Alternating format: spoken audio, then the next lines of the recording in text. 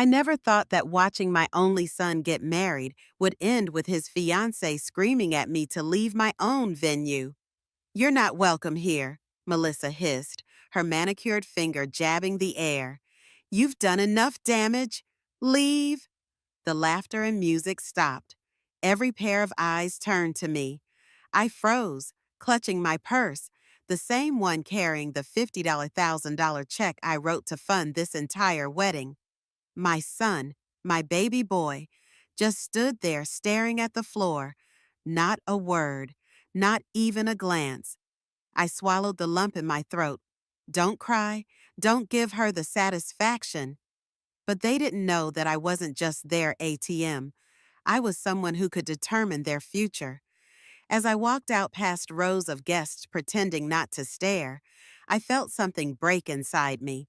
I paid for everything: the dress, the flowers, the venue, and they tossed me out like garbage. I sat in my car in the darkened parking lot, hands trembling on the steering wheel of my 2015 Lexus, the car I kept repairing instead of replacing so Alex could have his college tuition paid in full. The memory of Melissa's voice, sharp and dripping with venom, replayed in my mind like a cruel loop. "You're not welcome here." The worst part wasn't Melissa. It was Alex, my son. He had stood there like a stranger, his eyes fixed on the floor, too cowardly to even defend me. For 30 years, I had been Jane Miller, the woman who sacrificed everything for her son. After Mark left when Alex was just 7, I worked 60-hour weeks as a financial director to give my boy everything. I skipped vacations so he could attend summer camps. I passed on dating opportunities to focus on being both mother and father to him. I even helped him secure his job at Westlake Properties, where I had connections from my years in financial services. "Mom, we'll pay you back for half once I get my promotion," Alex had promised as we toured the waterfront venue that cost more than my first house. His arm was wrapped around Melissa, her diamond engagement ring catching the light. I'd smiled and nodded, just happy to see my son so in love. Now, sitting alone in my car, that memory felt like ash in my mouth. My phone buzzed in the cup holder, lighting up with text after text. "Why did you leave? Are you okay?" "Don't make a scene, Jane." Not one message asking what they had done to me, not one person taking my side. A sob rose in my throat, but I swallowed it down. I wouldn't cry for them. Not tonight. Instead, I let the anger rise and harden inside me, solid and cold like steel. They thought I was weak because I stayed quiet. They thought they could humiliate me and still enjoy the fantasy wedding I'd built for them. No more. I grabbed my phone with shaking hands and pulled up the email from the wedding planner. My thumb hovered over her contact for a moment. Then I took a deep breath and hit call. The line rang twice before she answered, her voice chipper and professional. "Hi, Jane. I was just going over the final details for tomorrow. I'm canceling everything," I said flatly. There was a pause on the other end. I'm sorry. I said cancel everything. The venue, the vendors, the payments. I'm pulling out. "Jane, the contracts are under your name, but are you sure this is so last minute?" "I'm sure," I replied, my voice steadier now. "If I'm not welcome at this wedding, neither is my money." By the time I pulled into my driveway, my hands had stopped shaking. The anger had settled into something sharper: determination. I sat at my kitchen table, flipping through the neatly labeled wedding binder I'd created for Alex and Melissa. Each tab was a reminder of my generosity. Venue, caterer, florist, photographer, entertainment. They had contributed nothing but Pinterest boards and entitled attitudes. Every invoice, every contract, every signature, mine. I looked at my reflection in the dark window. Jane Miller staring back at me, 62 years old, silver-streaked hair still in the elegant updo I'd paid $120 for at the salon this morning, lines around my eyes that spoke of years of worry and care. A woman who had always put everyone else first. Not anymore. I picked up the phone and started dialing. First, the venue. Hi, this is Jane Miller. I'm the contract holder for the Miller-Whitaker wedding tomorrow. Yes, of course. We're all set to. I'm canceling, effective immediately. There was a long pause. Ma'am, are you sure there's a substantial cancellation fee? That won't be necessary. I'm the one who paid the deposit, and I'm within my rights under the contract. Silence. Then a cautious reply. Understood. We'll process the termination. Click. Next, the florist. The same routine. Then the caterer. Then the photographer. Each time I felt my spine straighten a little more. With every call, the picture became clearer. Alex and Melissa hadn't just wanted my support. They had expected it, demanded it. The wedding wasn't theirs. It was mine, paid for, arranged, and held together by me. And if I wasn't welcome, neither was my money. As I ended the last call with the band, I allowed myself a small, cold smile. Tomorrow, they'd wake up thinking they were heading into their fairy tale, but there would be no flowers, no food, no music, nothing but the wreckage of their own entitlement. The house was silent except for the soft click of my mouse as I scrolled through my emails. I opened the PDF attachments one by one. Venue agreement, catering contract, band writer. Each line carried my name, my signature, my billing address. They loved my money more than me. I thought bitterly. Weeks ago, Melissa had insisted, "We'll pay you back for half, I promise, as soon as Alex gets his promotion." That promise felt laughable now. I clicked open the florist contract and scanned the fine print. Cancellation by the client results in a forfeiture of the deposit. But I was the client, not Melissa, not Alex. A surge of vindication coursed through me. They couldn't call these vendors and magically reinstate anything. Without me, they were helpless. The sound of a car door slamming outside pulled me from my thoughts. I peeked through the blinds. Alex's car. My chest tightened as I watched him stride toward my front door. He moved with an urgency I hadn't seen in years. A sharp knock echoed through the house. "Mom, open up. We need to talk." I didn't move. Another knock, louder this time. "Mom, I know you're in there." I sat perfectly still, my hands clasped tightly in my lap. Let him sweat. Let him wonder if I'd answer. He didn't get to demand my time anymore. After a minute, I heard his voice, angrier now, muffled through the door. "You can't do this. It's our wedding." My lips curled into the faintest smile. "No, Alex," I whispered to myself. "It wasn't yours. It never was." Looking back, the signs had always been there. I just chose to ignore them. The first time I met Melissa Fletcher, she'd given me a quick, assessing glance that made me feel like I was being priced rather than greeted. At 29, she was strikingly beautiful with her sleek blonde bob and designer clothes. She worked in PR for a luxury real estate company, ironically, a competitor to the firm where Alex had just started as a junior associate. "It's so nice to finally meet you," she'd said, her smile not quite reaching her eyes. "Alex has told me so much about his amazing mom." I'd been flattered, eager to be liked by the woman my son loved. I'd invited them to dinner at my modest three-bedroom home in the suburbs, the same house where I'd raised Alex after Mark left.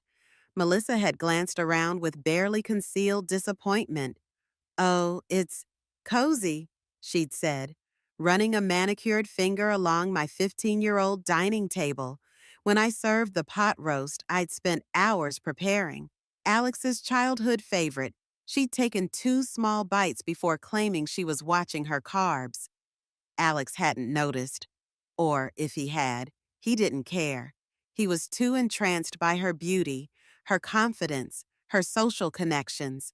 Within 6 months, they were engaged, and suddenly I was thrust into wedding planning with a woman who viewed my budget-conscious suggestions as personal affronts. Jane, don't you think Alex deserves the best on his special day? She'd ask whenever I questioned the need for hand-calligraphed place cards or imported orchids. We only plan to do this once.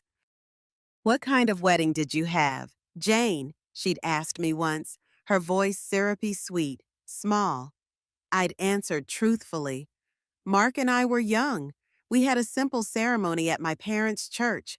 What mattered was that we loved each other. She'd smiled that perfect smile. How quaint. But times have changed, haven't they? And Alex, my sweet boy, who once made me Mother's Day cards with glitter and dried pasta, he'd transformed into someone I barely recognized. Someone who checked his phone when I was mid-sentence. Someone who rolled his eyes when I mentioned the cost of things. Someone who always took Melissa's side, even when she was clearly wrong. Mom, stop being so old-fashioned, he'd say. Or worse, Mom, don't embarrass me. The wedding planning had been 9 months of subtle humiliations. Melissa forgetting to include me in dress shopping until I asked directly. Alex dismissing my suggestion for their first dance song because it was too dated. The engagement party where I'd been seated at a table with distant relatives, while Melissa's college friends occupied the place of honor. I should have seen it coming. The rehearsal dinner was just the final act in a play that had been running for months. As I sat in my kitchen, ignoring Alex's pounding on my door, my phone buzzed with a text. Mom, please, you're overreacting. Melissa was just stressed. Don't ruin everything. I stared at the message, my vision blurring. Overreacting. After being publicly humiliated and thrown out of an event I had funded entirely, my phone buzzed again. Everyone's asking where you went. Just come back and we can fix this. Fix this, as if I were the problem that needed solving. Another text. This one from a number I didn't recognize. Jane, this is Lisa, Melissa's maid of honor. Melissa's really upset, and Alex is worried sick. Whatever happened, can't you put it aside for your son's big day? The audacity took my breath away. I turned my phone face down on the table. The knocking eventually stopped. I heard Alex's car start and drive away. But the silence that followed wasn't peaceful. It was charged with the kind of quiet that comes before a storm. I picked up my phone again and scrolled through older messages, seeing them with new eyes. Mom, can you increase the flower budget? Melissa's heart is set on peonies. Mom, the photographer we liked is available but needs a 50% deposit by tomorrow. Mom, Melissa's parents can't contribute as much as they thought. Can you cover the difference? Money. It always came back to money. My retirement savings, which I'd been carefully growing for decades, had been steadily depleted by this wedding. I'd rationalized each expense. It's for Alex. It's a one-time celebration. I want him to be happy. But now I wondered, did Alex even see me as a person anymore? Or was I just a checkbook with legs? The wedding binder on my table seemed to mock me. I flipped through it again, this time with a critical eye. Venue 15,000, catering 12,000, dress 6 and 500, flowers $4 800, photography 3 500, band 4 200, and countless smaller expenses that had somehow added up to over $50,000. For what? For a day when I wasn't even welcome, I closed the binder with a decisive snap. The Jane who had written all those checks, the accommodating, eager-to-please Jane, was gone. In her place was someone stronger, someone who refused to be used any longer. The next morning, I woke to a barrage of missed calls and texts. I ignored them all and made myself a cup of coffee, sitting at my kitchen table with the morning light streaming through the windows. For the first time in months, I felt strangely at peace. The decision had been made. There was no going back. My doorbell rang at precisely 9:07 a.m. I knew it would be Alex again, and this time I decided to face him. I took my time walking to the door, smoothing my hair and straightening my shoulders. When I opened the door, Alex looked terrible. His face was pale, his hair disheveled, dark circles under his eyes suggesting he hadn't slept. "Mom," he said, his voice a mixture of anger and desperation. "What the hell? The venue just called. They say everything's been canceled." I stepped aside to let him in. "That's correct." He stormed past me into the living room, turning to face me with wild eyes. "What the hell? Mom, the wedding is today. People are flying in. Melissa is having a complete breakdown." I closed the door calmly and followed him into the living room. I was thrown out of the rehearsal dinner yesterday, in front of everyone. "Mom, Melissa was stressed. She didn't mean it. She told me I wasn't welcome, and you stood there and said nothing." Alex ran his hands through his hair. "I was trying not to make a scene." "While she was making one?" I asked quietly. "While she was humiliating me in front of every person we know." "You're blowing this way out of proportion," he said, pacing now. "It was a misunderstanding. Just call the vendors back. Tell them it was a mistake." I sat down on the sofa, my back straight. "No." Alex stopped pacing and stared at me. "What do you mean, no?" "I mean no, Alex. I'm not calling anyone. I'm not reinstating anything. The wedding is canceled." His face flushed with anger. "You can't do this. You have no right." "I have every right," I said, my voice steady. "Every contract is in my name. Every payment came from my account. If I'm not welcome at the wedding, neither is my money." "This isn't about money," he shouted. "Isn't it?" I looked him straight in the eye. "When was the last time you called me just to talk? Alex, not to ask for something, not to have me meet you and Melissa for a dinner where I pick up the check, but just to talk." He opened his mouth, then closed it again. "You can't remember, can you?" I continued, "because it's been months, maybe years. I became an ATM to you, not a mother." "That's not fair," he muttered, but I could see the flicker of guilt in his eyes. "What's not fair is expecting me to fund a $50,000 wedding and then treating me like an unwelcome guest." Alex's phone buzzed. He glanced at it, his face paling further. "Melissa's on her way over." A cold knot formed in my stomach. I hadn't anticipated this confrontation. Not today, but perhaps it was inevitable. "Fine," I said. "She can say whatever she wants to my face instead of behind my back for once." We sat in tense silence for the 7 minutes it took Melissa to arrive. When the doorbell rang, Alex jumped up to answer it. Melissa burst in like a hurricane, still in her pajamas, her face streaked with tears and mascara. "What have you done?" she shrieked at me. "Do you have any idea what you've ruined?" I remained seated, keeping my expression neutral. "Hello, Melissa." "Don't you hello me. The venue says they've already booked another event. The florist won't return our calls. The caterer is keeping our deposit." "My deposit," I corrected quietly. "Every payment came from my account." "We were going to pay you back," she screamed, her face contorted with rage. "When?" I asked simply. "After the honeymoon in the Maldives." Something flickered across Melissa's face, surprise, then alarm. Alex looked confused, glancing between us. "What honeymoon in the Maldives?" he asked. "We're going to Hawaii. That's what we could afford." An uncomfortable silence fell. I reached for my laptop on the coffee table and opened it, turning the screen toward them. "This email came to me yesterday," I said. displaying the confirmation. Thank you for booking your 14-night stay in the Maldives Overwater Villa with private butler service. Charges have been applied to your American Express ending in 3921. Alex stared at the screen, then at Melissa. I don't understand. We agreed on Hawaii. I scrolled down to show the note at the bottom. Your guests, Alex Miller and Melissa Fletcher, will enjoy unlimited champagne and a private yacht excursion as part of their package. Congratulations! You booked a trip to the Maldives, Alex asked Melissa, his voice hollow. Without telling me. I wanted it to be a surprise, she said quickly, but her eyes darted away.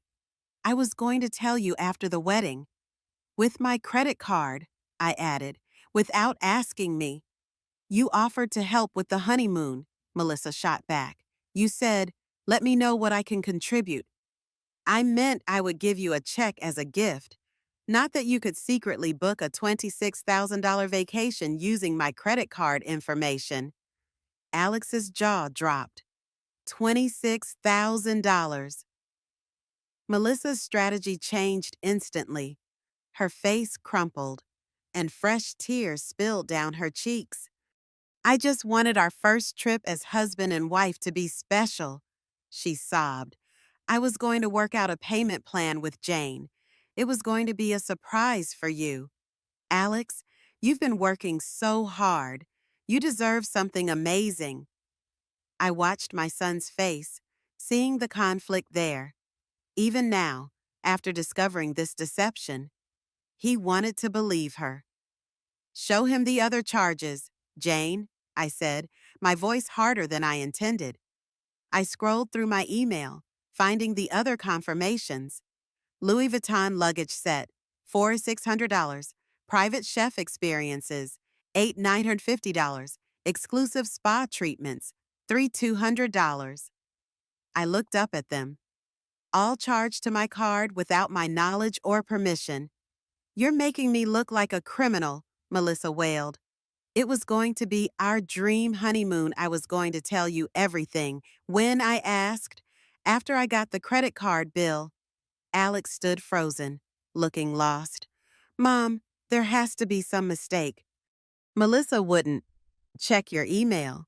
I interrupted.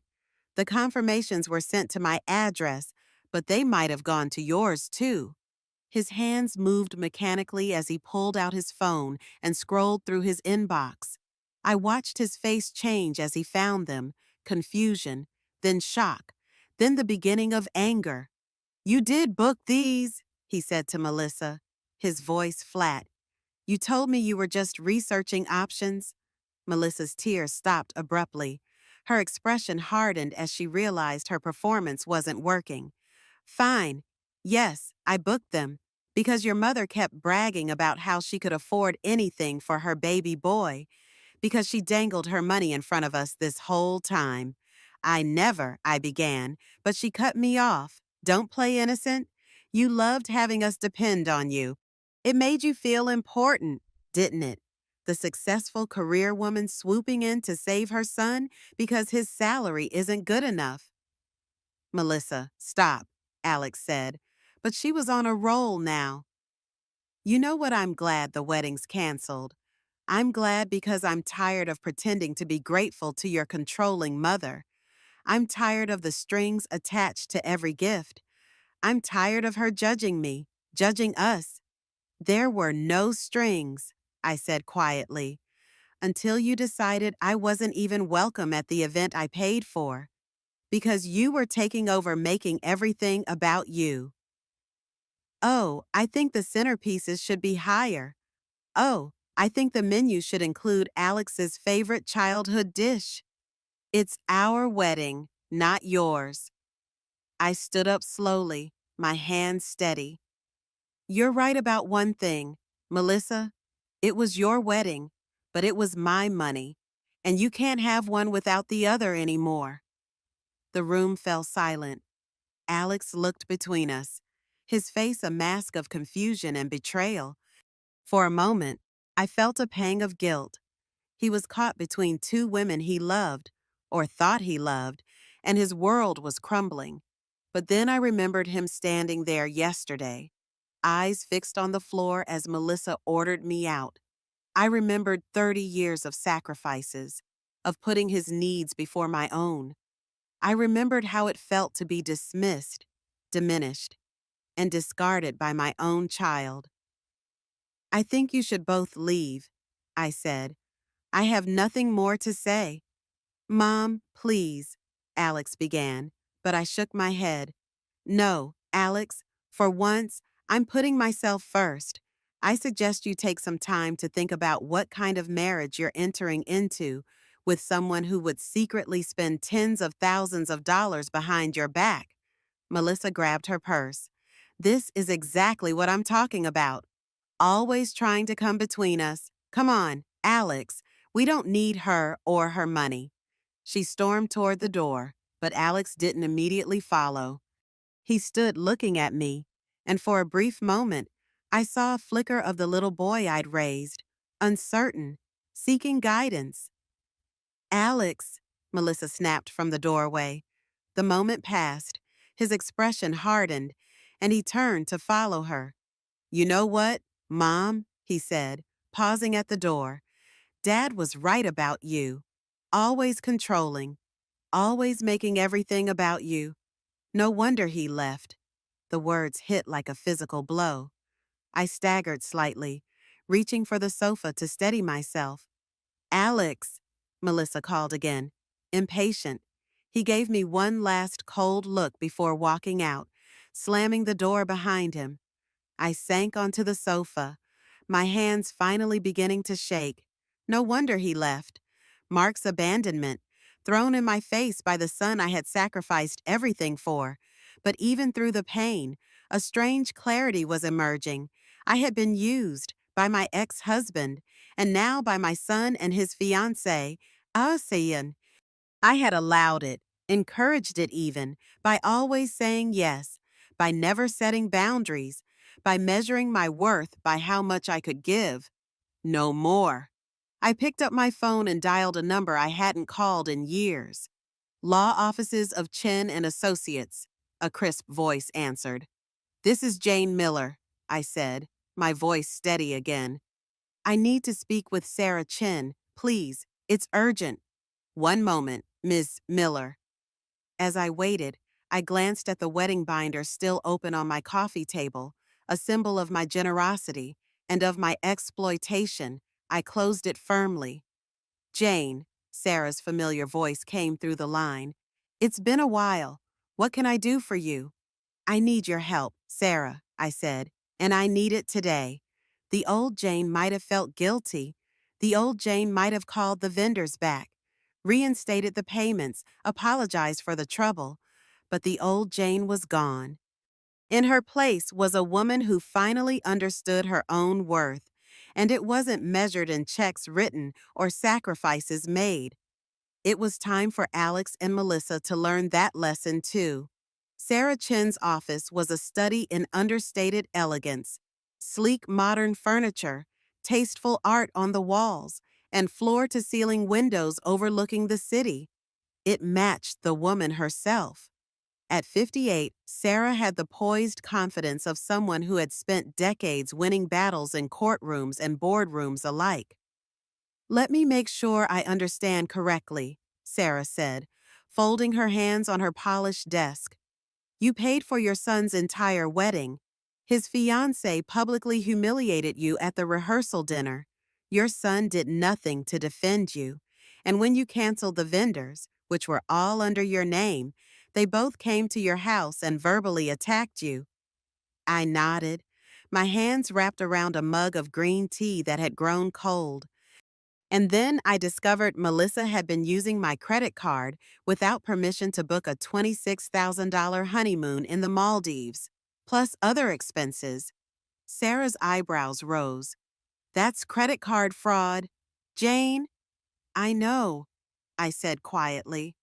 I just never thought my own family would. My voice trailed off. Sarah's expression softened slightly. We'd known each other for 20 years. She had handled my divorce from Mark when Alex was 7, and had become something of a friend over the years. You look tired, she said kindly. Tell me what you want to do about all this. It was a good question. What did I want, revenge, justice, or just to be left alone? I want to protect myself, I said finally. I want them to stop using me, and I want them to face consequences for once in their lives. Sarah nodded, making a note. First things first, we need to stop any further unauthorized charges on your credit card. I'll draft a letter to the credit card company reporting the fraud. But it's my son's fiancée, I said, a lifetime of maternal instinct making me hesitate. Sarah gave me a steady look. Jane, if a stranger had stolen your card information and charged $26,000, would you hesitate to report it? She was right, of course. No, I admitted. Then why does Melissa get special treatment? Because she's marrying your son. That doesn't give her the right to steal from you. Put that way, it seemed so simple. I nodded. You're right, do it. Next, we should address the social media issue.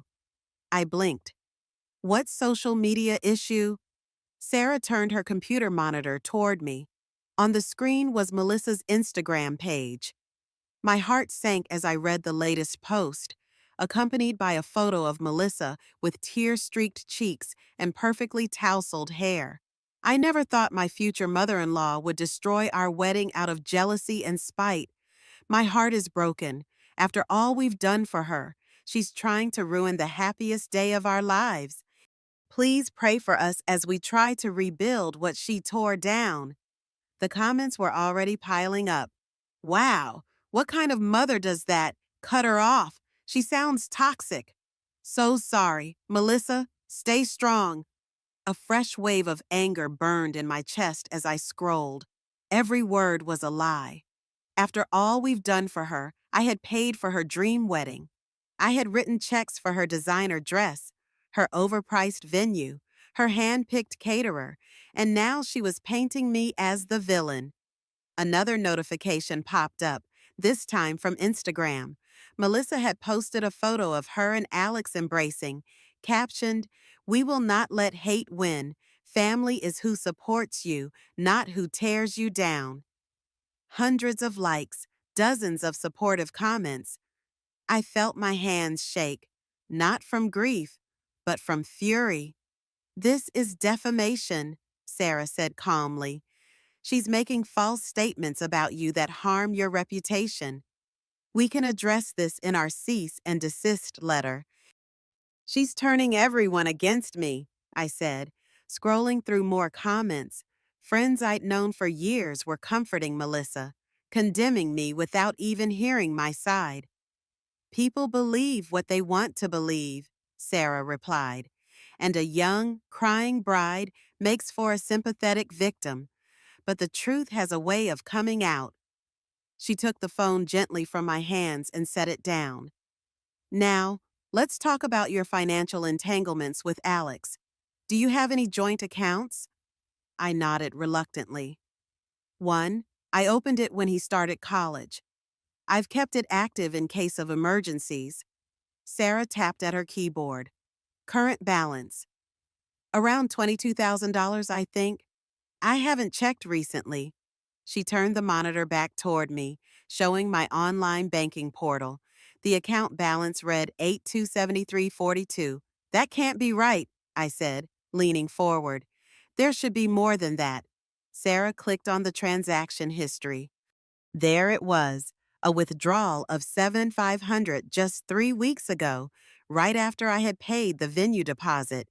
"Did you authorize this withdrawal?" Sarah asked, though she clearly knew the answer. "No," I whispered, the betrayal cutting fresh and deep. "I haven't touched that account in years. It was for Alex's emergencies." "It seems he considered the wedding an emergency," Sarah said dryly. "Jane, we need to freeze this account immediately before it's emptied completely." For a moment, my hands hovered over the keyboard.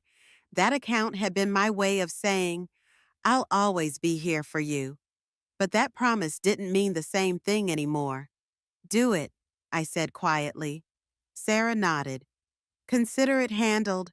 She reached for her phone and began issuing instructions to her paralegal. Her voice was steady, professional, unbothered, exactly the kind of calm I needed right now. As I listened to her dictate the cease and desist letter, something strange settled over me. I wasn't shaking. I wasn't crying. I wasn't even angry anymore. For the first time in weeks, I felt steady. Alex and Melissa had taken enough from me. My money, my dignity, my role as a mother. They wouldn't take another thing. Sarah ended the call and looked at me with a faint smile. You've done everything right, Jane. If they want a wedding, they'll have to pay for it themselves. I let out a slow breath. Let them try. My phone buzzed with a call. Linda, my sister-in-law, Mark's sister. I hesitated, then answered. Jane, what on earth is going on? Linda's voice was tight with disapproval. Alex called Mark in tears. Something about you canceling the wedding. Of course, Alex would call his father. Mark, who had walked out on us when Alex was 7. Mark, who had missed school plays and baseball games and graduation. Mark, who sent birthday checks instead of visits. Yes, I canceled it, I said simply. How could you do that to your own son? Linda demanded. Do you have any idea how embarrassing this is for everyone? Less embarrassing than being thrown out of my own venue in front of 50 guests, I replied. There was a pause. What are you talking about? I realized then that Alex had told his father, and by extension, Linda, a carefully edited version of events, one where I was the villain, not the victim. Ask Alex to tell you what happened at the rehearsal dinner, I said. Ask him why I wasn't welcome at the wedding I paid for. Jane, you've always been difficult, Linda said, lowering her voice as if imparting a confidence. But this is your son's wedding day. Can't you just be the bigger person? There it was again. Be the bigger person. Code for swallow the insult. Write the check. Stay quiet. I've been the bigger person for 30 years. Linda, I said, I'm tired of it. This isn't like you, she said, sounding genuinely confused. No, I agreed. It isn't like the old me, but it's exactly like the new me. I ended the call before she could respond. Sarah was watching me with something like approval in her eyes. Well done, she said. Setting boundaries isn't easy, especially with family. It feels, I searched for the word, liberating. Good. Now let's make sure those boundaries stay in place. She turned back to her computer. I'm drafting 3 documents. First, a cease and desist letter regarding the defamatory social media posts. Second, a formal notification to the credit card company about the fraudulent charges. Third, a letter to Alex regarding the unauthorized withdrawal from the joint account. I watched her efficient typing, feeling a weight lifting from my shoulders. For so long, I had carried everything alone, the financial burdens, the emotional labor, the responsibility of maintaining family harmony at any cost. It felt strange but wonderful to have someone fighting for me for a change. By the time I left Sarah's office 2 hours later, the letters had been drafted, reviewed, and sent. The joint account was frozen. The credit card company had been notified of the fraud, and a formal cease and desist had been emailed to Melissa, with copies sent certified mail to both her and her parents. I felt lighter than I had in months, maybe years. As I walked to my car, my phone buzzed with a text from an unknown number. This is Gary Whitaker, Melissa's father. We need to talk about what you've done. I smiled faintly as I slipped the phone back into my purse without responding. Let them sweat for a change. The cease and desist letter hit like a bomb. My phone began ringing nonstop within an hour of Sarah's paralegal confirming delivery of the email. First Alex, then Melissa, then numbers I didn't recognize. I silenced them all. I sat in my favorite armchair by the window, a cup of tea at my side, and watched the sunset paint the sky in shades of pink and gold. For the first time in as long as I could remember, I felt at peace with putting myself first. The doorbell rang at 7:42 p.m. I peeked through the blinds to see Gary Whitaker, Melissa's father, standing on my porch. His luxury SUV was parked in my driveway, gleaming and ostentatious, just like the man himself. I didn't answer. He rang again, then knocked sharply. "Jane, I know you're in there. We need to talk." I remained silent, watching him through a crack in the blinds. After a few minutes, he walked back to his car, his face flushed with anger. As he pulled away, I caught sight of Melissa in the passenger seat, her face buried in her hands. My phone buzzed with a voicemail notification. I listened cautiously. "Jane, it's Gary Whitaker." His voice was tight, clipped, like he was forcing every word through clenched teeth. "I don't know what Melissa said to you at the rehearsal, but surely you can't mean to ruin the whole wedding over one misunderstanding." I waited for the real reason he had called. He exhaled sharply. "Listen, if this is about money, I can't lie. We're in a tight spot right now, but I'm sure we can work something out if you'll just reinstate the payments." There it was. The Whitakers weren't as financially secure as they pretended to be. That explained why they had contributed almost nothing to the wedding, despite Melissa being their only daughter. It explained why Melissa had been so eager to use my credit card. "Do you know what this will do to Melissa?" Gary continued, his voice rising. "The guests, the reputation of both families." The message cut off mid-sentence. I deleted it without a second thought. The next morning, I woke to an email from the venue manager. "Dear Ms. Miller, as per your cancellation request, the Miller-Fletcher wedding has been removed from our schedule. Please note, the date has been rebooked by another couple. Okay. If you require any further assistance, please don't hesitate to contact us. Sincerely, Jennifer Oakes, Event Director, rebooked."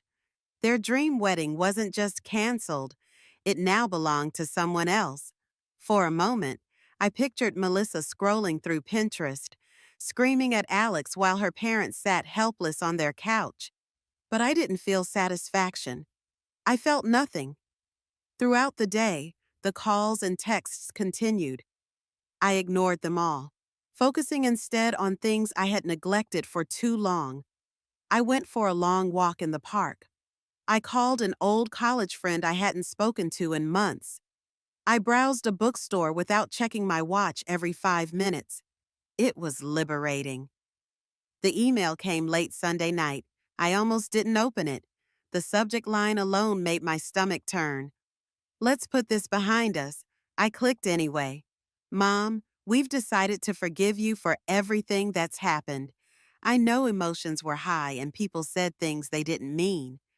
Melissa and I talked it over, and we're willing to let you come to the wedding if you can behave and not make things awkward. This is our day, and we'd appreciate it if you didn't make it about you. Let's move forward as a family." "Alex," I stared at the screen, my jaw slack. "Forgive me." A laugh burst out of my throat before I could stop it. It started small, sharp, but grew until I was clutching my sides, shaking with bitter amusement. "Forgive me," after I funded their fairy tale, after Melissa threw me out of the rehearsal like some hired help, after Alex stood there silent while I was humiliated in front of everyone. They thought I needed forgiving. I wiped a tear from the corner of my eye, not from sadness, but from laughing too hard. I hit reply and hovered my fingers over the keyboard, but I didn't type a single word. They didn't deserve a response. Instead, I closed the laptop and pushed it aside. They could keep their little fantasy of control. I was done playing the fool. When my phone rang at 11:15 p.m., I answered without checking the caller ID, assuming it was yet another plea from Alex or one of the Whitakers. "Jane, it's Maria." I smiled, genuinely this time. Maria had been my closest friend since our days together in business school. Unlike most of my social circle, she had no connection to Alex or the wedding drama. "Maria, it's good to hear your voice," I said, meaning it. "Likewise. Listen, I just saw the strangest thing on Facebook. Melissa, that's your son's fiancée, right? She's posting all these tearful updates about you canceling their wedding. What on earth is going on?" I took a deep breath and told her everything: the rehearsal dinner humiliation, the unauthorized credit card charges, the frozen bank account, the cease and desist letter. Maria listened without interrupting. When I finished, she whistled low. "Holy shit, Jane, that's... wow." "I know it sounds extreme," I said hesitantly. "Extreme? It sounds completely justified. They were using you like an ATM and then had the nerve to throw you out." Maria's indignation warmed me. "Honey, the only thing I'm confused about is why you didn't do this sooner." "I kept hoping Alex would..." I trailed off, not sure how to finish. "Would what magically become ungrateful stop letting his fiancée walk all over you both?" Maria's voice softened. "Jane, you've spent your whole life putting everyone else first. It's about damn time you stood up for yourself." Tears pricked at my eyes, not from sadness, but from relief. Someone understood. Someone was on my side. "Thanks, Maria," I said. "That means a lot." "So, what are you going to do now?" she asked, on what would have been the wedding day. I hadn't thought that far ahead. The wedding was scheduled for Saturday, just 6 days away. "I don't know," I admitted. "Stay home and feel sorry for myself. Probably." "Absolutely not," Maria declared. "You're coming with me to the spa. I've had a reservation at Lakeside Resort for months. It was supposed to be for my anniversary, but Stephen has to travel for work, so it's girls' weekend now. Massages, facials, wine by the infinity pool. Say yes." For a moment, I hesitated. It felt wrong somehow to be enjoying myself while Alex's wedding imploded. But then I remembered his cold eyes as Melissa ordered me out. His cruel voicemail. "Yes," I said firmly. "That sounds perfect." Maria laughed. "That's my girl. Pack something nice. That resort has a fantastic restaurant. We'll drink champagne and toast to your liberation." After we hung up, I sat for a long time, turning my phone over in my hands. Then I did something I'd never done before. I turned it off completely and placed it in a drawer. Whatever chaos was unfolding in Alex and Melissa's world, I didn't need to witness it. For once, their problems weren't mine to solve. The fallout was even more dramatic than I had anticipated. It started with an email from the florist. "We regret to inform you that due to a canceled contract, we are unable to provide services for the Miller-Fletcher wedding. We wish you the best moving forward." Then the photographer posted an Instagram story about an unexpected opening this weekend and tagged their business account. Next came the band, a polite voicemail. "Hi, Jane. Just wanted to confirm we've marked the Miller-Fletcher event as canceled. Thanks for letting us know." The dominoes were falling one after another. By Friday morning, the wedding was in shambles. And that's when the call came. Melissa. Her voice was different this time, tight and trembling, but laced with sugar. "Jane, can we talk?" "I'm listening," I said flatly. "I know things got heated at the rehearsal, but we were all stressed. You know how weddings are." She forced a small laugh. "I shouldn't have said what I said." "You told me to leave," I said coldly. "In front of everyone?" I was overwhelmed, but please, let's not throw everything away over one mistake. Alex and we can't afford to lose all the deposits. The guests are expecting a wedding. I could almost hear her trying to smile through gritted teeth. Be reasonable, she said. Do this for Alex. Don't ruin his big day. My hand tightened around the phone. I'm not ruining anything, I said calmly. I'm saving myself. There was silence on the line. Then her voice dropped the sugary tone. You're a bitter old woman, she hissed. You've always been jealous of me. Alex deserves better than you. Then he can marry better, too, I said, and ended the call before she could respond. The phone rang again almost immediately. Alex this time. I let it go to voicemail. I was sitting at my desk scrolling through emails when I saw it. The subject line read, Your complaint number 78293 unauthorized credit card charges.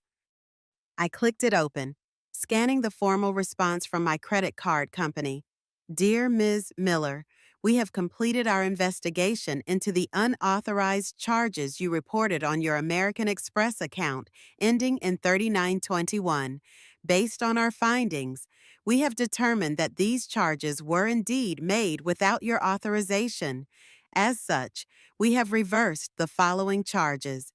Maldives Resort and Spa, $26, $450 Helm, Louis Vuitton, $4,623.75, La Belle Cuisine, Private Chef, $8,950 Helm, Serene Wellness Spa, $3,200 Helms. The total credit of $43,223.75 has been applied to your account, effective immediately. We take fraud very seriously and have placed a security alert on your account.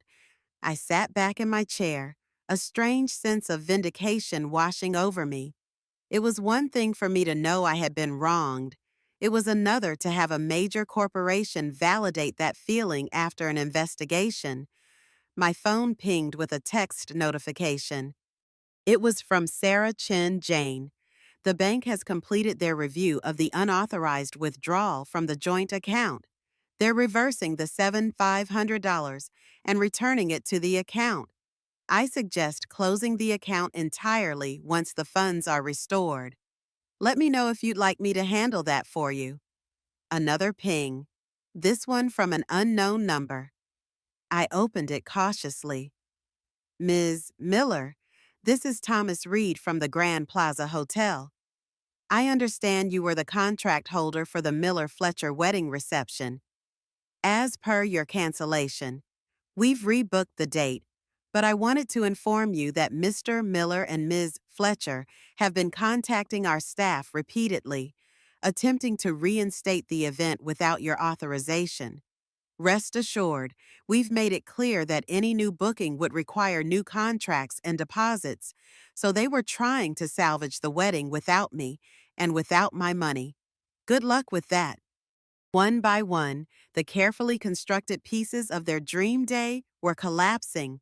The castle they had built on my generosity was crumbling to dust. The wedding day came anyway, a bright Saturday morning in June, exactly as Melissa had wanted. I woke to the sound of birds outside my window at Lakeside Resort, the scent of lavender drifting through the air from the garden below. The spa had upgraded Maria and me to a suite with a private balcony overlooking the lake. At noon, I was stretched out on a chaise lounge, my hair wrapped in a towel, a chilled glass of champagne in hand after an indulgent hot stone massage. Maria was beside me, flipping through a magazine and occasionally reading out ridiculous celebrity gossip. A notification pinged on my phone, which I had reluctantly turned back on that morning. Today's the day. Can't wait to see you both at 2 p.m. A guest clearly unaware that the fairy tale had crumbled. I sipped my champagne and smiled faintly.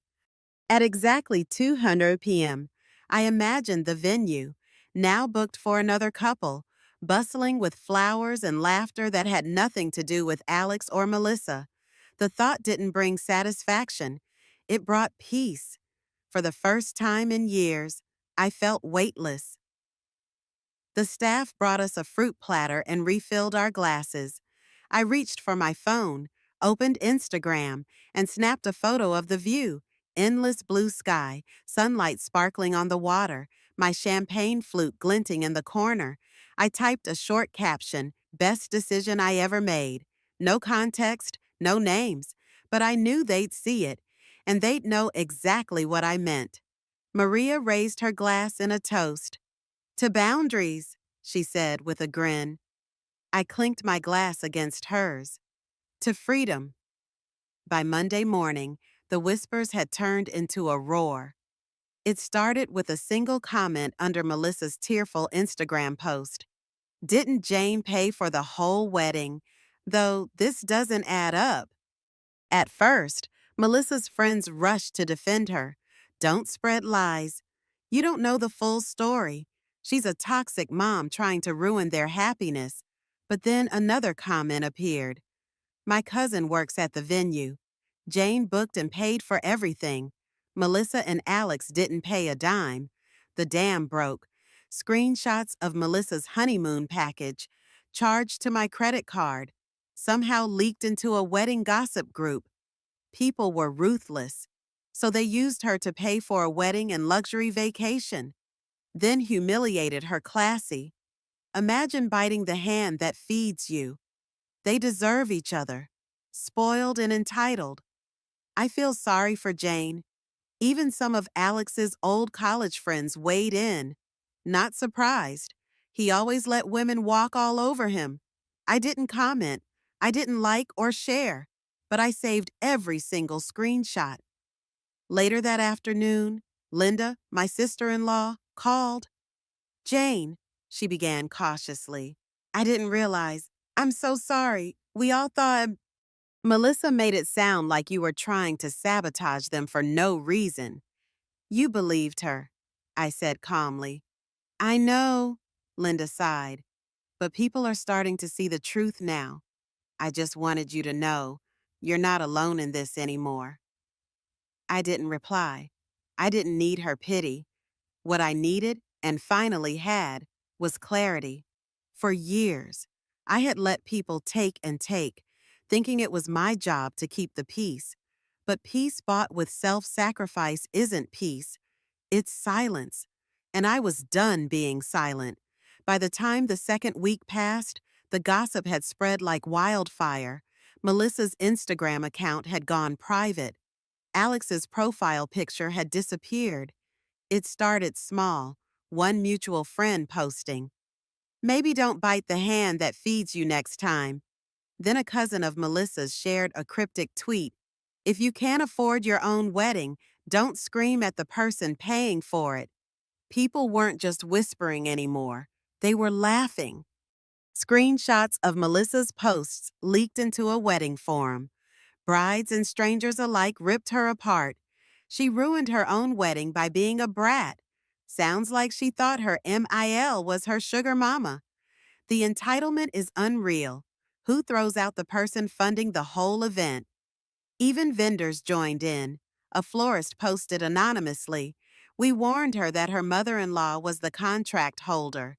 She didn't care. She thought she was above consequences. I didn't say a word. I didn't defend myself. I didn't need to. The truth had a way of crawling out on its own. By the end of the month, Alex and Melissa's guest list had evaporated. Friends stopped answering their calls. Their dream wedding was the talk of the town, not as a celebration, but as a cautionary tale. And me, I was sitting on a balcony 2 states away, watching the sun dip below the horizon with a glass of wine in my hand. Maria had convinced me to extend our spa weekend into a proper vacation. You deserve it after 30 years of putting everyone else first. I posted one quiet photo, my feet propped up, the ocean stretching out endlessly before me. The caption simple, happiness looks better on me. I didn't check for likes or comments. I didn't care if Alex saw it or Melissa or any of the relatives who had once called me dramatic. This wasn't for them. This was for me. The next morning, my phone buzzed. Alex, I stared at the screen for a long moment before pressing decline. A text followed. Can we talk? We made mistakes. I turned off the phone and set it face down on the table. For years, I had let people pull me into their storms. Now, I chose peace, and peace meant never stepping back into their chaos again. They thought they could humiliate me and still live off my generosity. They were wrong. 3 weeks after what should have been Alex and Melissa's wedding day, I returned home to find my mailbox stuffed with cards and small packages. Confused, I carried them inside and spread them across my kitchen table. The first envelope contained a handwritten note on elegant stationery. Dear Jane, you don't know me, but I'm part of a Facebook group for mothers of adult children. Your story has been shared among us, and I just wanted to tell you how much your courage has inspired me. I've spent years letting my daughter and her husband take advantage of my generosity, afraid that setting boundaries would mean losing them. Watching you stand up for yourself gave me the strength to finally say no when they asked me to refinance my house to buy them a vacation property. Thank you for showing us that it's never too late to reclaim your dignity. With gratitude, Eleanor P. I blinked in surprise. The next card contained a similar message, as did the next, and the next. Women from across the country, most of them strangers, writing to thank me for inspiring them. Some had enclosed small gifts, scented candles, bookmarks, packets of gourmet tea. Somehow, my private family drama had become public, morphing into something larger than itself. I wasn't just Jane Miller, the mother who canceled her son's wedding. I had become a symbol for women reclaiming their power after years of being taken for granted. It was both touching and unsettling. My phone rang, Maria calling for our weekly check-in. Have you seen it? She asked without preamble. Seen what? Oh my God, you haven't? Go to Facebook right now. There's a group called Standing with Jane with over 20,000 members. What? I nearly dropped the phone. Why would anyone? Because your story touched a nerve. Jane, there are thousands of women out there who've been in your shoes. Maybe not the exact situation, but the pattern. Giving and giving until there's nothing left, only to be discarded when they're no longer useful. I logged onto Facebook with shaking hands. Maria was right. There it was, a group with my name in the title, filled with posts from women sharing their own stories of financial and emotional exploitation by adult children, in-laws, and partners. This is overwhelming, I murmured. It's what happens when someone finally says what everyone's been thinking. Maria replied, You've become a folk hero for middle-aged women everywhere. I never wanted that, I said honestly. I just wanted to be treated with basic respect. And that's exactly why people are connecting with your story. You weren't asking for the moon. You were asking for the bare minimum of human decency. And when you didn't get it, you refused to continue enabling bad behavior. It's powerful. As we spoke, I scrolled through the group, reading post after post from women who had found themselves in similar situations. My son expected me to babysit his 3 kids 5 days a week, unpaid, while he and his wife went on 3 vacations last year. When I asked for one day off to attend my friend's retirement party, they called me selfish. My daughter and son-in-law lived in my basement for just 3 months that turned into 2 years. They contributed nothing to utilities or groceries, but ate out at expensive restaurants twice a week. I drained my retirement account to help my son start his business. 3 years later, he refused to invite me to the company Christmas party because I'm not professional enough for his image. Each story reflected the same pattern: generosity exploited, boundaries trampled, and love weaponized to extract more sacrifice. What am I supposed to do with this? I asked Maria, genuinely at a loss. Nothing, if you don't want to. she said. You don't owe these people anything. But if you're comfortable with it, maybe your experience could help others set healthier boundaries before they reach their breaking point. I considered this. I had spent my entire life trying to be invisible, the supportive mother, the reliable colleague, the accommodating friend. The idea of becoming a public figure, even in this limited way, was terrifying, but something about these messages touched me deeply. These women saw themselves in me. Maybe I could help them see the strength in themselves. I'll think about it, I told Maria after we hung up. I continued reading the cards that had arrived in the mail. One in particular caught my eye, a simple note card with a sunflower on the front. Inside, in neat handwriting, Dear Jane, you don't remember me, but I was at the rehearsal dinner. I'm the cousin of Melissa's college roommate. I witnessed what happened, how cruelly you were treated, and I was ashamed that I said nothing. When the truth about who paid for everything came out, I felt even worse for my silence. Your dignity in the face of such disrespect was remarkable. Thank you for showing me what quiet strength looks like. Sincerely, Rebecca Thompson. I traced my fingers over the words. Someone had been there, someone had seen, and while they hadn't spoken up in the moment, they had noticed, and it had affected them. Maybe that was enough. My doorbell rang, startling me from my thoughts. I approached cautiously, peeking through the peephole. Linda stood on my porch, shifting nervously from foot to foot. I hesitated, then opened the door. Jane, she said, her expression contrite. I hope I'm not intruding. That depends on why you're here, I replied, not unkindly, but not inviting her in either.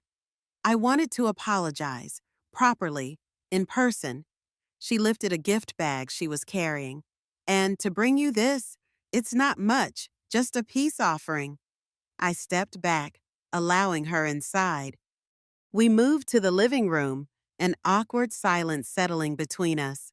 Linda had been my sister-in-law for nearly a decade before Mark left. After the divorce, our relationship had become strained but cordial, Christmas cards and occasional phone calls, but little genuine connection. I was wrong, she said finally, setting the bag on the coffee table. I believed Alex without question. I assumed you were being difficult because that's what Mark always said about you. I arched an eyebrow. Did he now? She had the grace to look embarrassed. I'm sorry. I should have known better. Mark isn't exactly the most reliable narrator when it comes to relationships. She paused. The thing is, Jane, I've watched you put Alex first for 30 years. You worked 2 jobs when Mark first left. You skipped your own mother's 70th birthday party to attend Alex's soccer tournament. You've never been selfish a day in your life. People change, I said softly. No, Linda shook her head firmly. They don't. Not fundamentally. You've always been generous and kind. The only thing that's changed is that you finally realized you deserve the same treatment in return. Her words washed over me, unexpectedly healing.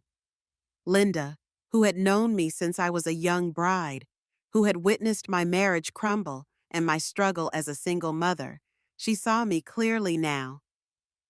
Thank you for that, I said. Don't thank me. I should have stood by you from the beginning. She pushed the gift bag toward me. Open it. Inside was a beautiful leather-bound journal with my initials embossed on the cover. I thought maybe you could write your story. Linda explained. The real story. Not the version everyone else has been telling about you. It might be therapeutic.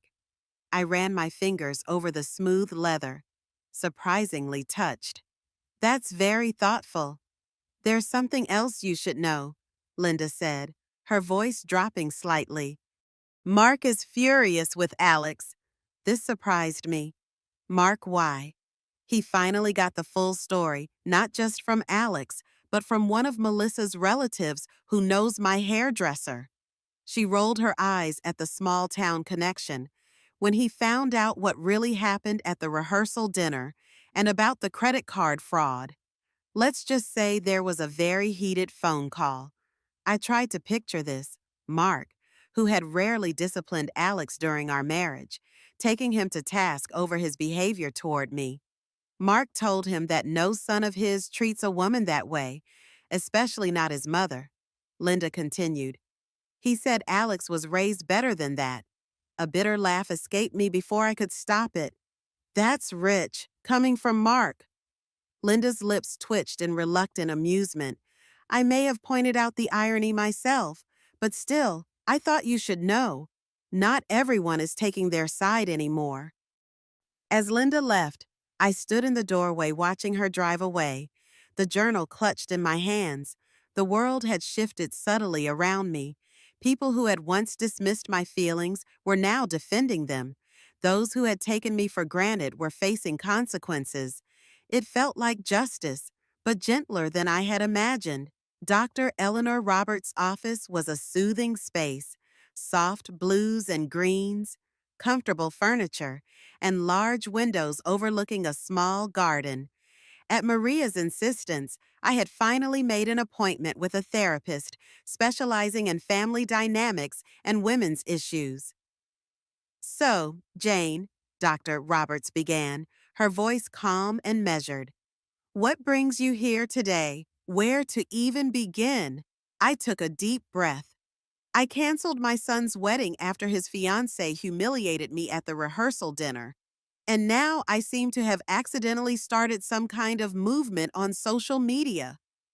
Dr. Jaws, Roberts's expression remained neutral, but her eyes crinkled slightly at the corners. That's quite an opening statement. Let's start with how you're feeling about all this. Confused, I admitted.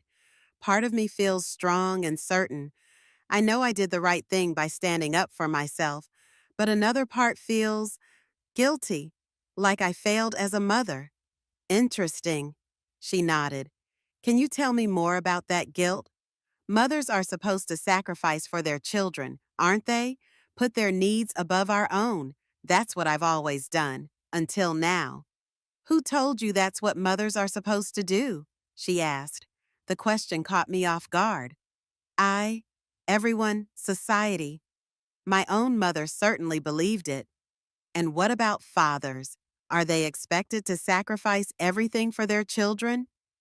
I thought about Mark, who had walked away from his 7-year-old son without a backward glance, who had missed birthdays and graduations, who had built a new life while I was still piecing together the shattered remains of our old one. No, I said slowly, they're not. That's an interesting double standard, isn't it? Dr. Roberts observed. Let me ask you something else. When did you learn that your worth as a person was measured by how much you could give to others? The question hit me like a physical blow. Memories cascaded through my mind. My mother exhausted but still cooking elaborate meals for my father's colleagues. My mother-in-law pulling me aside on my wedding day to whisper, remember, quiet women make the best wives. Don't make waves. My own silent tears as I worked night shifts to afford Alex's braces, while Mark posted photos of his European vacation with his new girlfriend. I was taught that from the beginning, I said softly. But I think I really learned it when Mark left. I was so determined to prove that we would be fine without him, that I could give Alex everything he needed, that we didn't need anyone else. Dr. Goer, Roberts nodded thoughtfully. And in trying to prove that, what did you teach Alex about relationships? I frowned. Not following? What do you mean? If you constantly gave without requiring anything in return, respect, gratitude, reciprocity, what message did that send to Alex about how relationships work, about how people should treat each other? The realization dawned slowly, painfully. I taught him that love means taking whatever is offered without having to give back. You can't buy love, Jane, Dr. Roberts said gently. And when you try, you don't teach your son about love. You teach him about transactions. I sat with that uncomfortable truth for a long moment. Had I, in my desperate attempt to compensate for Mark's absence, inadvertently taught Alex that relationships were about what you could get from others rather than mutual respect? The irony, I said finally, is that I thought I was protecting him from becoming like his father, but maybe I just created a different kind of problem. That's a powerful insight, Dr. Roberts acknowledged. And it's not too late to correct the course. By setting boundaries now, even in this dramatic way, you're actually teaching Alex something important about respect and consequences. If he's willing to learn, I sighed, that's not within your control. She reminded me, you can only be responsible for your own actions and reactions, not for how others receive them. Over the next hour, we delved deeper into my patterns of self-sacrifice and people-pleasing. Dr. Sir Roberts helped me see how my identity had become so wrapped up in being Alex's mother that I had lost sight of who Jane was, her own needs, desires, and boundaries. Homework for next time, Dr. Roberts said as our session was ending. I'd like you to make a list of things you enjoy doing purely for yourself. Things that have nothing to do with being a mother or an employee or any other role. Just activities that bring you joy. I stared at her blankly. I'm not sure I know what those are anymore. She smiled kindly. That's exactly why this exercise is important. Start small.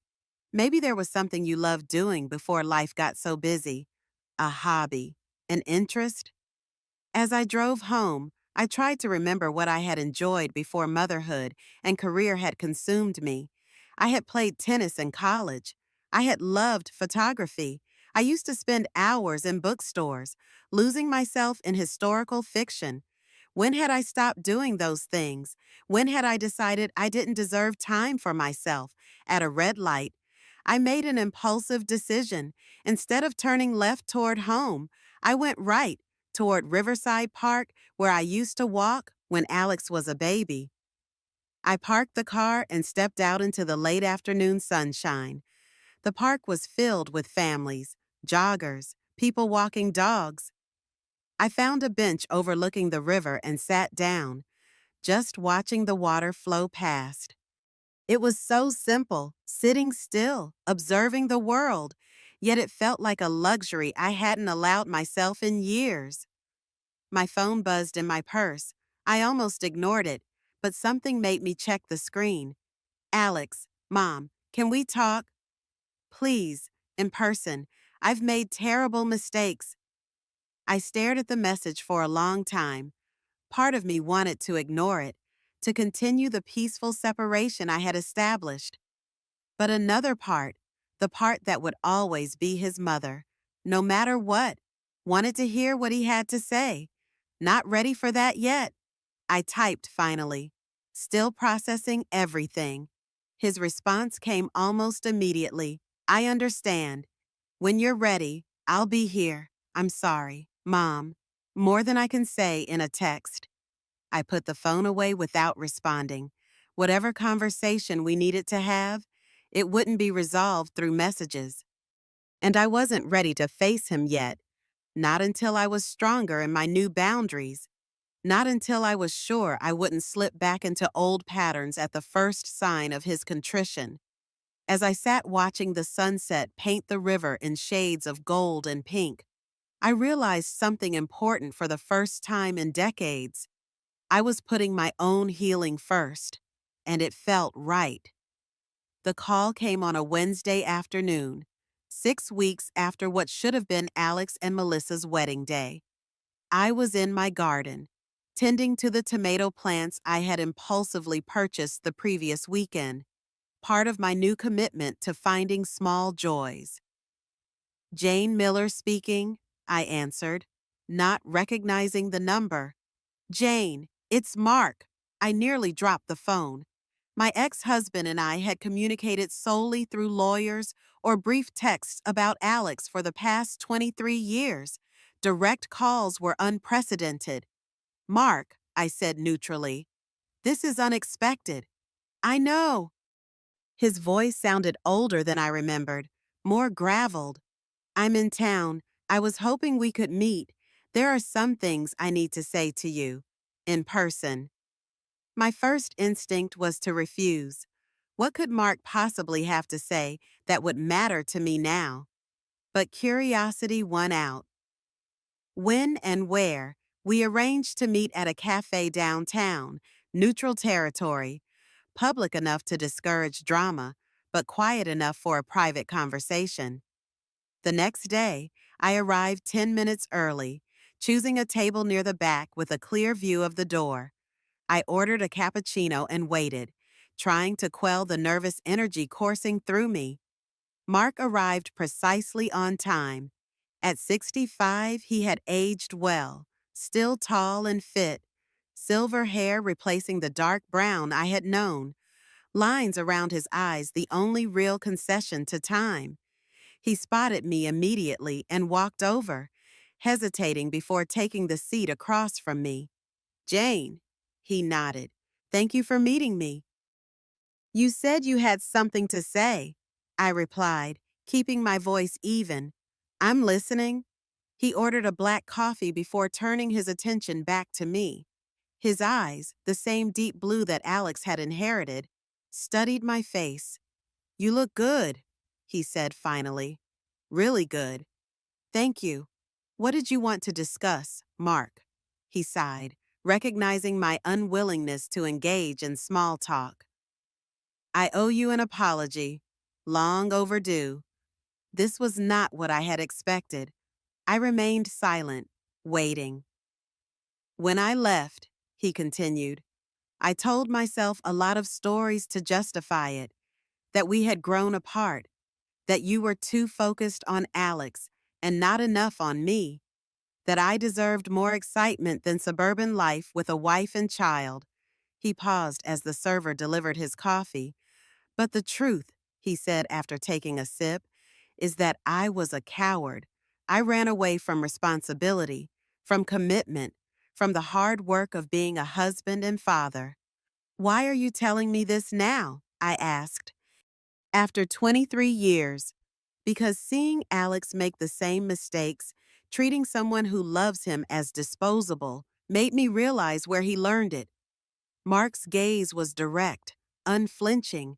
He learned it from me. The admission hung in the air between us. I called him after I found out what happened at the rehearsal dinner. Mark continued. I told him he was out of line, that he needed to apologize to you. He said something that hit me like a punch to the gut. Why should I care what she feels? You didn't. I winced, imagining Alex's cold voice saying those words. And he was right, Mark said quietly. I didn't care enough about your feelings. I walked away and left you to raise our son alone. I sent checks instead of showing up. I took the easy way out, every time. Yes, I agreed. You did. I'm not asking for forgiveness. Jane, what I did isn't forgivable. But I wanted you to know that I recognized the damage I caused. To you, to Alex, to the family we could have been. I took a sip of my cappuccino, considering his words. There was a time when this apology would have meant everything to me. Now it was just words. Too little. Too late. Do you know what Alex said to me? I asked. When I confronted him about letting Melissa throw me out of the rehearsal dinner, Mark shook his head. He said, No wonder Dad left you. My voice remained steady, but I saw Mark flinch. He threw your abandonment in my face as a weapon. He used your example to justify his own cruelty. I'm sorry, Jane, so deeply sorry. I don't need your apology. Mark, I needed your support 23 years ago. I needed a partner in raising our son. I needed you to teach him how men should treat women, especially the women who love them. He nodded, accepting the rebuke. You're right, and I failed at all of that. But maybe it's not too late for Alex. He's been calling me every day, devastated about what happened. Melissa left him. Did you know? This was news to me. No, I didn't. 3 weeks ago. Apparently, once the wedding was canceled and the social media backlash hit, she decided he wasn't worth the trouble. Or maybe she realized there wouldn't be any more luxury trips on your credit card. Mark's expression hardened. She moved to Chicago, already dating someone new, according to her Instagram. I felt a complicated mix of emotions. Vindication, yes, but also sadness for Alex. Despite everything, he was still my son, and I didn't want him to hurt. Alex is a mess, Mark continued. He lost his job, too. The company didn't appreciate being associated with the wedding scandal. He's staying at my place temporarily. What do you want from me, Mark? I asked directly. Nothing. You've given enough. He met my gaze.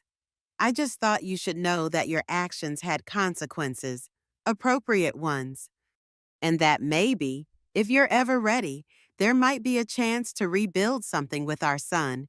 Not the same relationship as before, something healthier. That would require significant changes on Alex's part, I said. I know, and he knows it too. Now, the hard way. Mark hesitated. There's something else.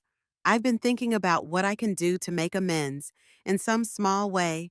I can't change the past, but I can try to do better now. He reached into his jacket pocket and pulled out an envelope, sliding it across the table. What's this? I asked, not touching it. The title to my lake house. I'm signing it over to you. I stared at him in disbelief. Your lake house. Why would you? Because you earned it, he said simply. While I was building my career and my new life, you were sacrificing everything for our son. That house should have been half yours in the divorce anyway. If I'd been fair, consider it 23 years of back payments on what I owe you. I left the envelope untouched. I don't want your house, Mark. Then sell it, donate the money, whatever you want. But it's yours now. He pushed back from the table. I should go. Thank you for hearing me out. As he stood to leave, I found myself asking the question that had haunted me for decades. Why did you never try with Alex? I mean, why were you content with being a distant figure in his life? Mark paused, his expression pained. Because I knew I didn't deserve him. Or you. Walking away was easier than facing how badly I had failed. He gave a sad smile. Cowardice again. It's been the defining feature of my life. After he left, I sat for a long time, the untouched envelope before me. Mark's apology hadn't healed old wounds, but it had answered questions I had carried for years. There was a certain peace in that. When I finally left the cafe, I took the envelope with me. Not because I wanted Mark's lake house, but because accepting it felt like closing a chapter that had remained unfinished for too long. The next day, I received a text from Alex's mom. I heard you met with Dad. Can we talk? Please, this time, I was ready. Saturday, 2 p.m., we can meet at Riverside Cafe. His response was immediate. I'll be there, thank you. In the days leading up to our meeting, I thought carefully about what I needed from this conversation. Dr. Roberts had helped me outline clear boundaries and expectations. This wasn't about punishing Alex, but it also wasn't about sweeping his behavior under the rug. Saturday arrived with clear skies and mild temperatures. I dressed carefully, not to impress, but to remind myself of my own worth. A tailored blouse, comfortable slacks, the silver earrings I had bought myself on my 60th birthday. Alex was already at the cafe when I arrived, seated at a corner table with 2 cups of coffee. He stood as I approached, his face a mixture of hope and apprehension. "Mom," he said softly. Up close, I could see the toll the past weeks had taken. He had lost weight, dark circles under his eyes, his normally well-groomed appearance slightly disheveled. "Hello, Alex," I said, taking the seat across from him. "Thank you for coming," he began. "I know I don't deserve your time." "Everyone deserves to be heard," I replied, "but that doesn't mean there aren't consequences for their actions." He nodded, accepting this. "I don't even know where to start." "Try the beginning," I suggested. "Why did you let Melissa treat me that way at the rehearsal dinner?" Alex flinched but held my gaze. "Because I was a coward. Because I was afraid of losing her if I contradicted her. Because I had convinced myself that keeping the peace was more important than doing what was right." He paused. "And because, somewhere along the way, I started taking you for granted. I assumed you would always be there, always forgive, always put my happiness first, even at your own expense." It was a more self-aware answer than I had expected. "When did it change?" I asked. "When did I become an ATM to you instead of a mother?" Alex's eyes glistened with unshed tears. "I don't know. It happened so gradually. Melissa, she had big dreams, expensive tastes. We were always stretching beyond our means, and you were always there, offering to help. So you started expecting it," I finished for him. "Yes," he admitted, "and then resenting it, perversely enough, resenting that we needed your help, that I couldn't provide the lifestyle Melissa wanted on my own. It was easier to be angry at you than to admit I was failing." I sipped my coffee, giving myself time to process his words. There was genuine remorse in his voice, but words were easy. Actions were what mattered. "Melissa left," he said after a moment, "3 weeks ago. Your father mentioned that. She said I wasn't who she thought I was." A bitter laugh escaped him. "Apparently, she was expecting someone who would stand up to his mother, not someone who would let her walk all over us." The irony wasn't lost on me. "So she disrespected me for giving too much, then left you for not fighting when I stopped." "Pretty much." Alex stared into his coffee. "I lost my job, too. The company said the social media scandal reflected poorly on them." "I'm sorry about that," I said, and meant it. "What will you do now?" "I'm staying with Dad until I figure things out, sending out resumes." He hesitated. "And I've started therapy, twice a week." This surprised me. "That's good, Alex." "Dad's idea. Actually, he said we both needed to break the cycle of taking the women in our lives for granted." A ghost of a smile crossed his face. "I think he's trying to make up for lost time. Being a father now? Better late than never," I observed. "Mom," Alex said, his voice cracking slightly. "I know I'm sorry doesn't begin to cover it. What Melissa and I did, the way we treated you, the credit card fraud, all of it. It was inexcusable. I don't expect forgiveness, but I hope, someday, we might find a way back to some kind of relationship, a healthier one." I studied my son's face, the little boy I had raised, now a man of 35, finally facing consequences for his actions. I felt a complex mixture of emotions: lingering hurt, yes, but also a cautious hope. "I can't make any promises, Alex," I said honestly. "Trust, once broken, is hard to rebuild, but I'm willing to try, under certain conditions." "Anything," he said quickly. "First, complete financial separation. No more asking for money. No more joint accounts. No financial entanglements of any kind. You need to stand on your own feet." He nodded, agreed. "Second, continue with therapy. Not just for a few weeks, but long term. You need to understand why you behaved the way you did, or you'll repeat the pattern." I will, he promised. It's already helping. Third, respect my boundaries. If I say no to something, accept it without argument or guilt trips. My time, my resources, my energy, they belong to me, and I choose how to allocate them. Of course, he agreed. And finally, I said, meeting his gaze directly, understand that rebuilding will take time. We'll start small, perhaps a phone call once a week, an occasional lunch. We need to get to know each other again as the people we are now, not the roles we've played. Alex's eyes filled with tears. I'd like that, very much. As we finished our coffee, the conversation shifted to lighter topics, books he was reading, a documentary I had enjoyed. It wasn't the easy familiarity we once had, but it was civil, respectful, perhaps the beginning of something new. When we parted, he hesitated, clearly unsure if a hug would be welcome. I made the decision for him, offering my hand instead.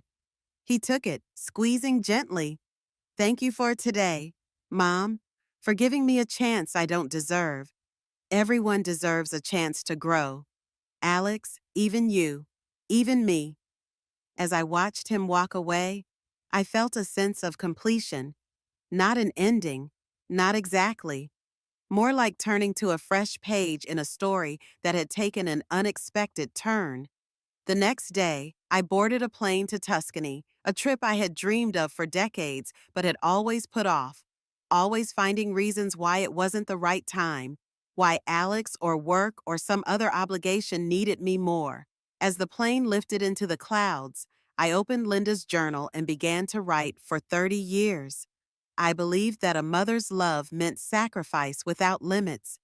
I thought my worth was measured by how much I could give, how much I could endure, how small I could make myself to expand others' happiness. I was wrong. True love, for others and for oneself, requires boundaries. It demands respect flowing both ways. It means being valued for who you are, not just what you provide. I learned this lesson later than I should have, but not too late to change the course of my remaining years. Not too late to teach my son that love without respect is empty. Not too late to discover who Jane is. Beyond the roles of mother, employee, caretaker, they thought they could humiliate me and still enjoy the benefits of my generosity. They were wrong. I wasn't their wallet. I was their wake-up call. And now, finally, I am simply myself, a woman who knows her worth and is no longer afraid to claim it.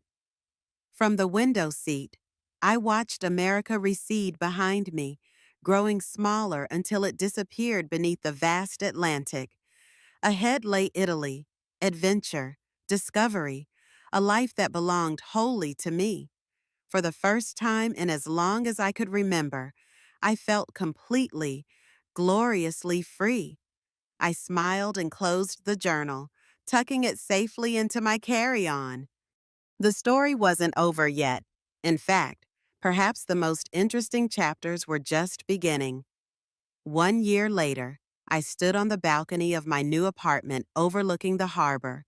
The morning sun glinted off the water, sailboats bobbing gently in the breeze. After returning from my 3-month European adventure, I had made a series of decisions that once would have seemed unthinkable. I sold my suburban home of 30 years. I retired early from my financial director position. I used the proceeds from selling Mark's lake house to buy this waterfront apartment. I started teaching a photography class at the community center, and I began writing a book, The Cost of Giving Too Much, which, to my continual astonishment, had been picked up by a major publisher after a bidding war. My phone chimed with a text from Alex Lunch next week, the new Thai place downtown. Our relationship had evolved over the past year, still careful, still bounded by clear expectations, but genuine. He had found a new job, a modest apartment, and even began dating again, This time, a kindergarten teacher with a practical nature and kind eyes. Sounds good. Tuesday works for me, I replied. Another text arrived. This one from Maria Jane. Just saw your interview on Morning View. You were brilliant. Call me later. XOXO. I smiled, still bemused by my unexpected public platform. The viral nature of my story had led to speaking engagements, podcast interviews, and now a book, all focused on helping women recognize their worth and establish healthy boundaries. You're not just telling your story, my publisher had said. You're giving voice to millions of women who have silently endured the same exploitation. It was a responsibility I took seriously. A knock at the door interrupted my thoughts. The delivery I had been expecting, framed prints from my recent photography exhibit, Women of a Certain Age, featuring portraits of vibrant, accomplished women over 60. As I hung the centerpiece photo, a striking black and white self-portrait capturing both my vulnerability and strength, the doorbell rang again. Dr. Roberts stood in the hallway, smiling warmly. Ready for our walk? What had begun as therapy had evolved into friendship after our formal sessions concluded.